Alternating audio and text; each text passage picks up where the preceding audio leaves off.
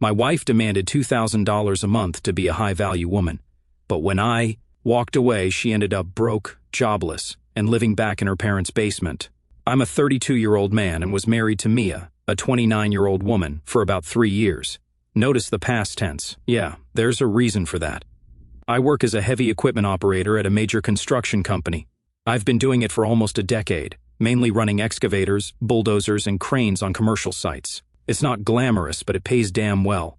The hours can be brutal, usually 6 a.m. to 4 p.m., and yeah, I come home tired and dirty most days. But I've always been good with my hands and prefer being outside rather than stuck in some office where I'd probably lose my mind staring at spreadsheets all day. Mia was a makeup artist when we met, a pretty good one too. She worked at a high-end salon downtown and did weddings and special events on weekends. She had this whole Instagram portfolio that was actually impressive as hell. She had a solid client base and made decent money. Not as much as me, but she was doing all right for herself. That's one of the things that attracted me to her. She was independent, ambitious, and had her own thing going. Plus, I'm not going to lie, she was gorgeous. The kind of woman who turns heads when she walks into a room, you know.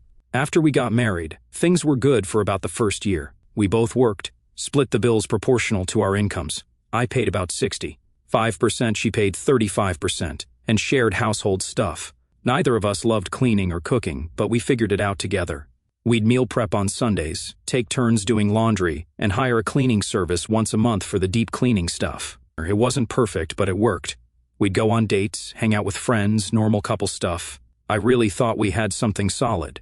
We talked about kids down the road, maybe buying a bigger house in a few years. Standard American dream, you know. Then, about 2 years ago, Mia started coming home more stressed than usual. At first it was just occasional complaints, difficult clients, schedule conflicts, the usual work drama. But gradually, it became an everyday thing. That witch Monica scheduled me for 6 back-to-back clients with no break again, she'd say.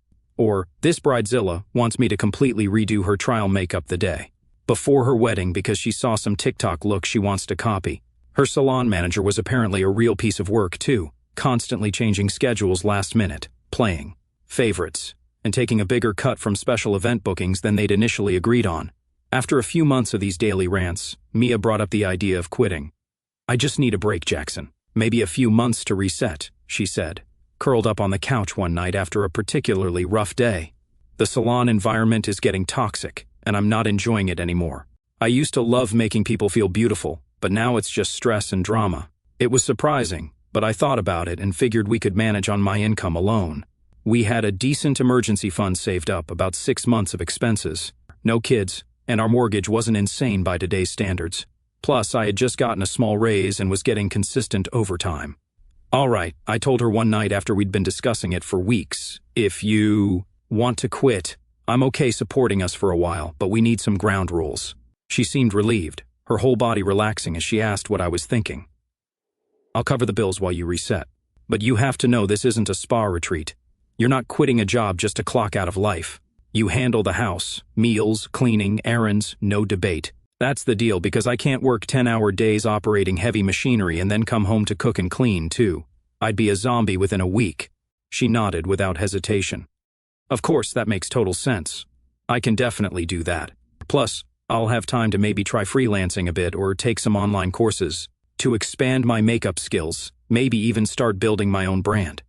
It seemed like a solid plan. She'd get a break from her stressful job, I'd come home to a clean house and hot meals, and she'd have time to figure out her next career move. Win-win, right? The first couple of months of our new arrangement actually went pretty smoothly.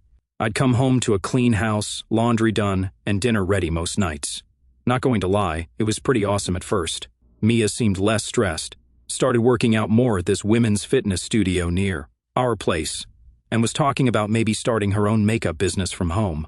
"I could convert that spare bedroom into a studio space," she'd say excitedly. "Get some good lighting, a proper chair, storage for all my products. I could start taking clients here and keep all the profit instead of giving the salon a cut." She even made a business Instagram and started posting makeup tutorials. Some of them got decent views, and I was genuinely happy for her. This seemed like exactly what she needed, a reset with a clear path forward. During this phase, our relationship was actually better than it had been in months. With the stress of her job gone, Mia was more relaxed, more affectionate.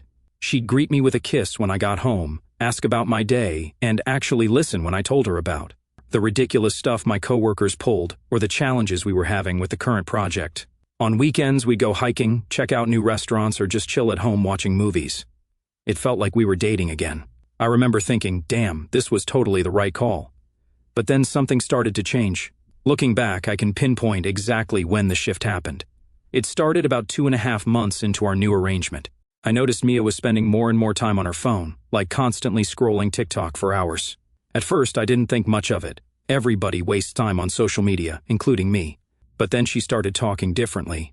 "Jackson, have you heard about the feminine era?" she asked one night while I was watching the game. "The what?" I mumbled, distracted by the terrible call the ref had just made. The feminine era. It's about women embracing their divine feminine energy and men stepping into their masculine role as providers and protectors. I just kind of nodded and went back to the game. It didn't seem worth a discussion, but these comments kept coming. "You know," she said one night while scrolling, "a high-value man always makes sure his woman feels taken care of financially and emotionally." I didn't know if she was trying to drop hints, test me, or brainwash herself, but she wasn't letting it go. Jessica's husband gives her a personal spending allowance of $3,000 a month, no questions asked. In a traditional marriage, the man should handle all the finances while the woman creates a beautiful home environment. At first, I just laughed it off. "Good thing we're not traditional then," I joked. Or, well, when I'm making tech bro money instead of construction worker money, we can talk about $3,000 allowances. But then things took another shift. Dinner went from home-cooked meals to DoorDash takeout 3 or 4 times a week. I was too tired to cook became her regular excuse, even though, as far as I could tell, she didn't do anything all day except go to the gym and watch TikTok. The house started getting messier. Not filthy, but definitely not the clean, organized space she'd maintained at first. Laundry piled up. Dishes sat in the sink. The bathroom started getting that gross buildup around the sink faucet. When I'd come home tired after operating a crane all day in 90-degree heat, instead of asking how my day was, she'd immediately whine. We never do anything fun anymore, despite the fact that I was working overtime most weekends to make up for her lost income. I started noticing other weird changes too. She'd always dressed nice, but suddenly she was ordering expensive clothes online constantly. Packages would arrive daily, designer bags, shoes that cost more than my work boots. Makeup that she claimed was for her business, but seemed to just pile up unused. One night, about 6 months into this arrangement, I came home to no dinner, a totally messy house, and Mia lounging on the couch in new clothes with shopping bags scattered around. "Hey babe, I was thinking we could order sushi tonight," she said without looking up from her phone. "Again?" "We've eaten takeout the last 3 nights," I said, looking around at the mess. "What have you been doing all day?" She finally looked up, clearly annoyed. "I had a me day. I went shopping, got my nails done, and met Alexis for lunch, so no cleaning or anything." She rolled her eyes like I was being ridiculous. "I'm not your maid, Jackson. I needed some self-care today." I took a deep breath, trying not to snap. "Mia, we made a deal. I'd handle the bills, you'd handle the house. That's what we agreed on." She scoffed without even looking up. "I'm your wife, Jackson, not some employee you get to clock in and out. I don't need to justify how I spend my day." All right, message received. No yelling, no debate. I just logged the moment and moved on. I knew where this was heading. The next morning, I quietly canceled the cleaning service. No heads up, no discussion. If she was going to run the house like a full-time gig, cool. Let's see some leadership. She noticed the following week when the invoice didn't come through. "Hey, did the cleaners reschedule or something?" I shrugged while pouring coffee. Didn't seem like we needed them. "You're home now, right?" She didn't say a word, just blinked like she wasn't sure if she heard me right. Her jaw clenched, eyes narrowed for half a second, but she swallowed whatever comeback she was cooking and walked off. Thing is, it didn't trigger a wake-up call. It just became routine. Mess piled up. Takeout bags started stacking like Tetris blocks. And every day, it felt like I was coming home to someone I didn't recognize. Things kept getting worse over the next few months. Mia started hanging out with this new group of friends. Mainly these women I'll call Alexis, Tara, and Destiny. All single or divorced women in their early 30s who seemed to spend most of their time posting filtered selfies on Instagram and complaining about men. I only met them a few times, but each encounter left me with a worse impression than the last. Alexis was recently divorced and bitter as hell about it, constantly making snide comments about her ex, despite the fact that she was the one who cheated. Tara had never been married but had strong opinions about how husbands should treat their wives. Destiny was between boyfriends, each one apparently worse than the last, according to her stories. Suddenly, these women were at our house all the time, drinking our sparkling water and fancy coffee that I paid for, eating our food that I paid for, and filling Mia's head with more of this high-value woman nonsense. I came home early one day because a water main broke at our worksite, and they shut down operations. I pulled into the driveway and heard women's voices through the open patio door. I was about to announce myself when I overheard their conversation. "Girl, you've got it made," Alexis was saying. "Jackson just hands over his paycheck and doesn't even question what you do all day. That's Queen. I mean, he does complain sometimes about the house or whatever," Mia replied. "Men always want a maid they can sleep with," Tara said. "You need to train him better. My ex used to try that with me. I told him that's what his money is for, to take care of me so I can focus on my feminine energy." They all laughed. "Seriously though," Destiny chimed in, "you should be getting an actual allowance, like money. That's just yours to spend however you want. Makeup, clothes, girls' trips, whatever. That's the bare minimum." Jordan gives his wife $2,000 a month just for her personal spending. "That's what I'm talking about," Alexis added. "And he's just a software developer, not exactly rolling in it." "How do I even bring that up, though?" Mia asked. "Jackson's already been weird about the credit card charges lately."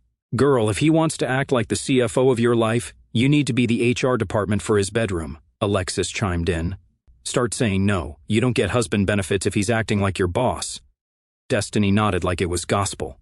"Exactly. If he controls the money, you control the intimacy. That's called balance." I quietly backed out to the garage and slammed the door loudly before coming in again, making it obvious I was home. Their conversation immediately shifted to some boring TV show they were all watching. That night, after her friends left, Mia approached me while I was getting ready for bed. "Jackson, we need to talk about our financial arrangement." I looked up from my phone. "What about it?" "Well, I've been thinking. I shouldn't have to ask you for money every time I want to buy something. It's humiliating." "You have access to our joint account for household expenses," I reminded her.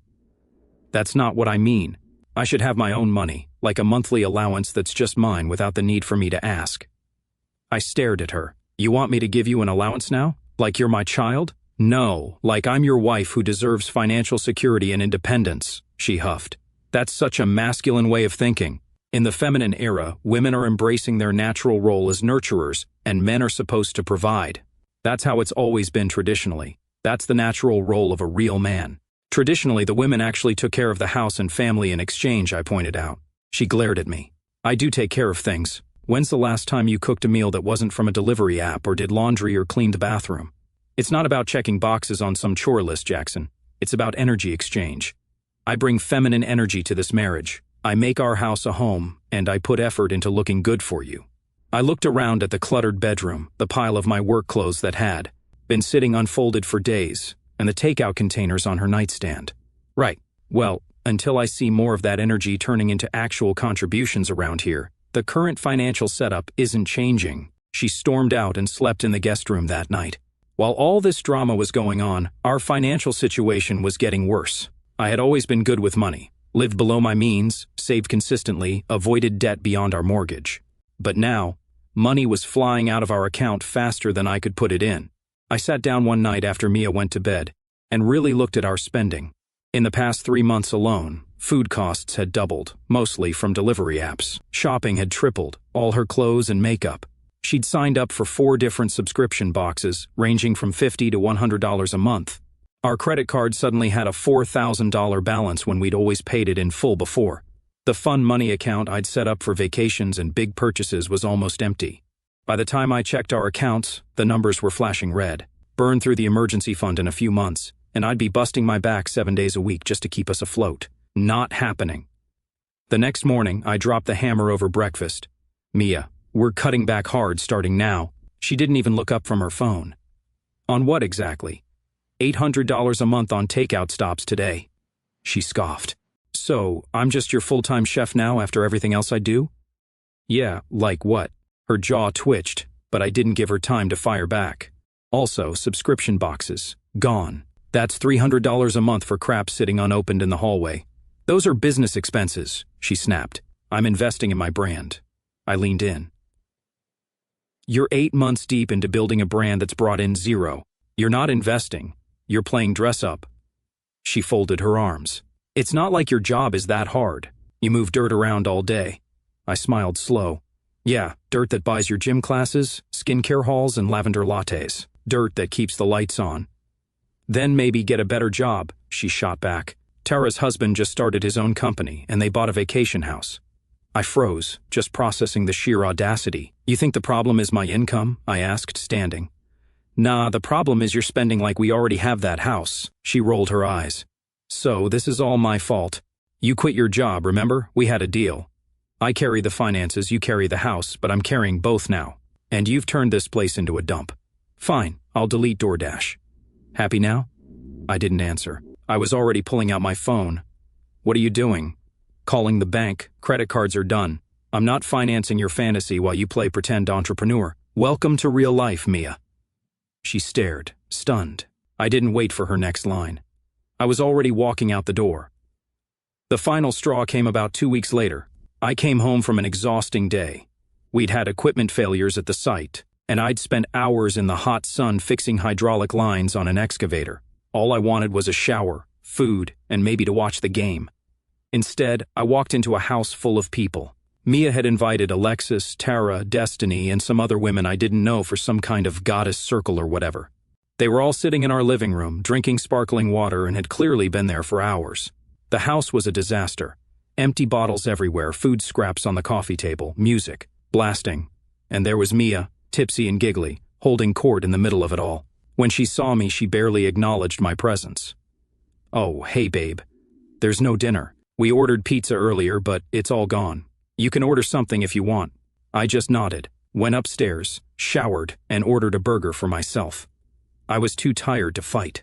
When her friends finally cleared out around midnight, leaving the house looking like a bottle service, graveyard, she was on the couch, half scrolling, half smirking, like nothing was wrong. I didn't raise my voice, didn't sit down either, just stood there like some unpaid bouncer in my own house, watching the circus pack up. This isn't working, I said. I pay for everything, carry all the weight. You bring nothing but bills and attitude. She blinked at me like I'd read the weather report.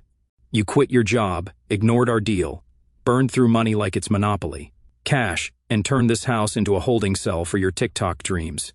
You gave up a career for bubble baths and TikToks. That was your choice. And now you think looking good is a contribution. She stared, arms crossed, waiting for me to blow up. I didn't.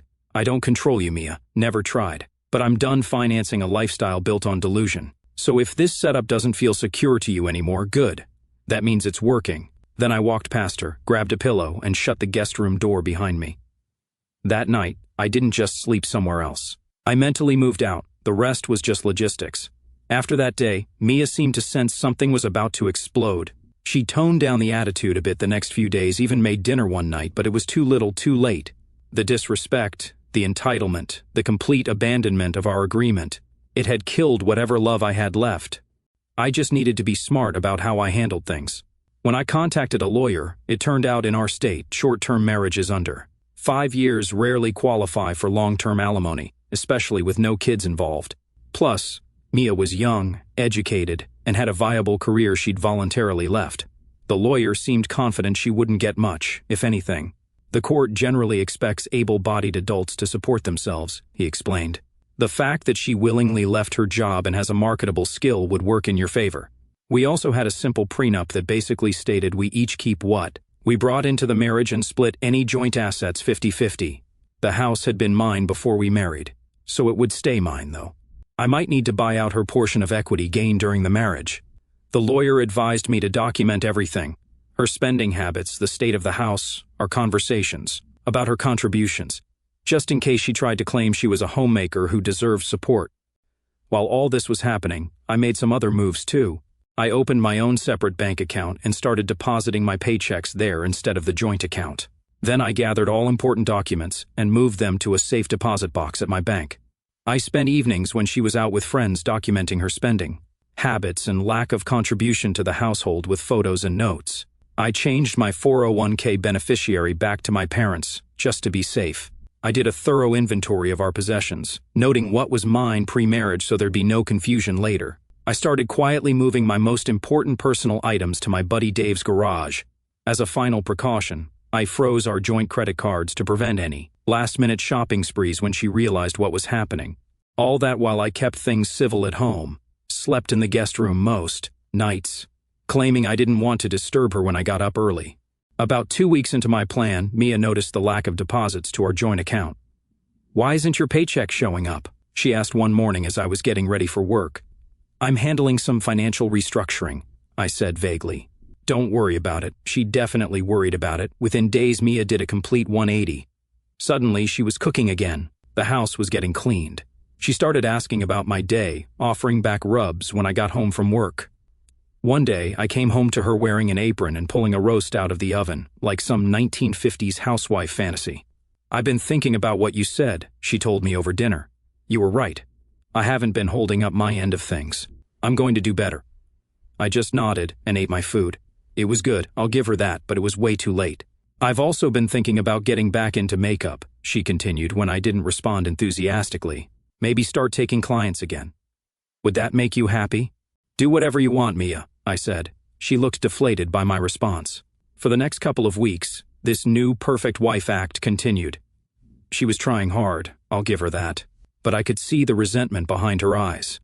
This wasn't a genuine change. This was fear of losing her meal ticket. Meanwhile, everything was proceeding with the divorce. Papers were drawn up, strategy was planned, all while I acted normal at home, just more distant. The day finally came when everything was ready. I took the day off work but pretended to go in as usual. Then I came back when I knew Mia would be at her weekly nail appointment. I packed the rest of my essential belongings, loaded them into my truck, and left the divorce papers on the kitchen counter. Just done, I moved into a decent one-bedroom apartment closer to my job site. Rent was reasonable, and it had a garage for my tools and project car. There was something peaceful about coming home to a place that stayed exactly as clean as I left it. Mia, of course, went ballistic when she found the papers. The calls and texts started immediately. "You can't just leave like this. Answer your phone, then we need to talk about this. You owe me that much," followed by, "You're making a huge mistake." Everything was getting better, and finally, "Please come home so we can fix this. I miss you so much." I kept my replies short and factual. "The papers explain everything. Talk to your lawyer if you have questions. My decision is final." After a few days of this, her tone changed. "How am I supposed to pay the bills?" She texted at 3 a.m. Then, an hour later, "The credit cards aren't working. And by morning, I can't afford this house by myself.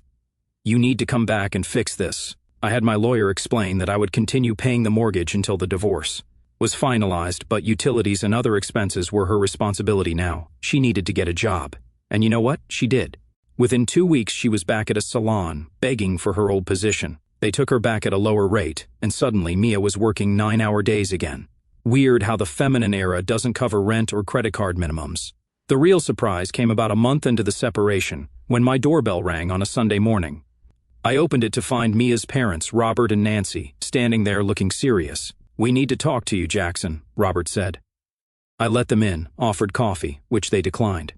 "Mia says you abandoned her," Nancy started. "Left her with nothing. Is that true? Is that what she told you?" I asked calmly. "Did she mention that she quit her job 2 years ago with the agreement that she'd handle the household while I worked to become a high-value woman? Did she tell you how that actually played out?"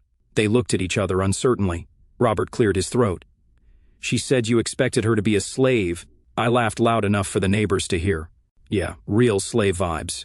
$600 a month on nails, hair, massages, Uber. Eats 5 nights a week while I worked 10-hour shifts running heavy equipment. Total oppression." They just stared. So I pulled out my phone and started flipping through receipts like it was show and tell. Photos of the disaster she called a house, credit.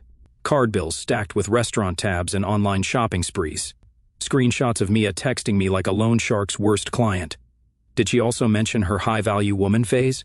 I asked deadpan, where she decided existing was enough to qualify for an allowance. Their faces started shifting, like they just got hit with a gust of reality. Nancy finally shook her head. "We raised her better than this." I shrugged. "You tried. Sometimes the Wi-Fi just doesn't connect, you know?" They mumbled a few awkward goodbyes and left, looking like they aged 5 years on my doorstep. 3 days later, they were back. Different vibe this time. Less defensive parents, more "how do we fix what we broke?" "Jackson," Robert began, looking uncomfortable. "Nancy and I owe you an apology. We've had a long talk with Mia and gotten the full story." Nancy nodded. We raised her better than this. We're truly sorry for how she treated you and for coming here accusing you the other day." I appreciated the apology and told them so. But then the conversation took an interesting turn. Robert cleared his throat. "There's something else, Jackson. Mia's really struggling financially right now. The salon isn't giving her enough hours yet, and she's got some credit card debt that's significant." Nancy jumped in. "We're helping her with a place to stay, but we're on a fixed retirement income. We were wondering if maybe you could help her out, just a small loan to get her back on her feet. Maybe $5,000. I couldn't help it. I laughed. It was genuine disbelief.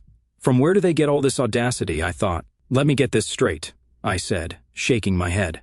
"Your daughter quit her job, refused to contribute to our household, demanded I pay her an allowance for existing, disrespected me repeatedly. And now you want me to give her money?"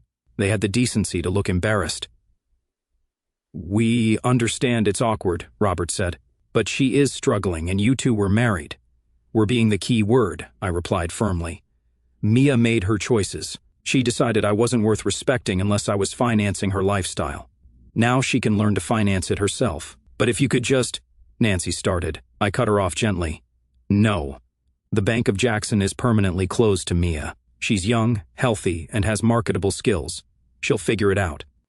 After they left, I shook my head, thinking about the whole situation. Like father, like daughter, both expecting handouts. They were good people in many ways, but they'd enabled Mia's entitled attitude her whole life. No wonder she turned out the way she did. The divorce process dragged on longer than I expected. Mia hired a lawyer who tried to argue that she deserved spousal support because she had sacrificed her career for the marriage. Fortunately, my lawyer was prepared for this and had all the documentation ready, texts showing she had voluntarily quit, social media posts where she bragged about not having to work, photos of the messy house proving she wasn't maintaining the home. It was all finalized 4 months later. Thanks to the prenup and my lawyer's solid work, the financial split was clean. I kept the house, bought out her small portion of equity, my 401k, and my project car. She got half of our joint savings, which wasn't much by that point, her personal belongings, and her car, which was paid off. The day the divorce was finalized, I felt like a massive weight had been lifted off my shoulders. I celebrated by going camping in the mountains for a weekend with my dog, Rex, whom Mia had never wanted, but I got right after the separation. Just me, Rex, in the quiet outdoors. No TikTok, no demands, no drama. It was the most peaceful I'd felt in years. As for me, life is pretty good now. I got promoted to site supervisor last month, which came with a nice pay bump. I'm dating casually, nothing serious. The house is on the market, too many memories there, and I'm looking at some land outside the city where I can build something of my own. I've reconnected with friends I'd lost touch with during my marriage. Turns out Mia had slowly isolated me from most of them because she thought they were negative influences. Translation: they saw through her nonsense. My buddy Dave and I go fishing most weekends now, and I've started playing basketball with some guys from work on Thursday nights. I heard through mutual friends that Mia's life has gone completely downhill. She's back living with her parents in their basement, had to beg for her old job at the salon where they only gave her the worst shifts and half her previous pay. Apparently, she tried dating some finance guy from Tinder who ghosted her after 2 dates when he realized she expected him to bankroll her lifestyle. She's been texting me nonstop lately with, "I've changed, and I realize what I lost." She even showed up at my workplace last week, crying about how she made the biggest mistake of her life and how the feminine era was toxic. My coworkers got quite the show. My dad called me last week after hearing about the divorce from my mom. I was kind of worried he'd give me grief about giving up or not trying hard enough. He's old school like that. Instead, he just said, "Son, some people are like crabs in a bucket. They'll keep pulling you down to their level. Sounds like you escaped the bucket." Coming from him, that was practically a therapy session. And funny enough, life has a sense of humor. Right when I was least expecting it, I met someone, total opposite of Mia. No drama, no hidden agenda, just a woman who shows up for herself and for the people she cares about. She's got her own career, her own money, her own opinions, doesn't need saving, and sure as hell doesn't want to be someone's feminine energy princess. She's the type who sends me memes at 6 a.m., asks about my projects, and actually listens when I talk. She's the real definition of a high-value woman. Not the TikTok fantasy kind who thinks being cute is a full-time job. We're taking it slow. No pressure, just mutual respect and real conversations. And I'll tell you something. After what I went through, it feels damn good to sit across from someone and not feel like I'm being appraised like a credit score.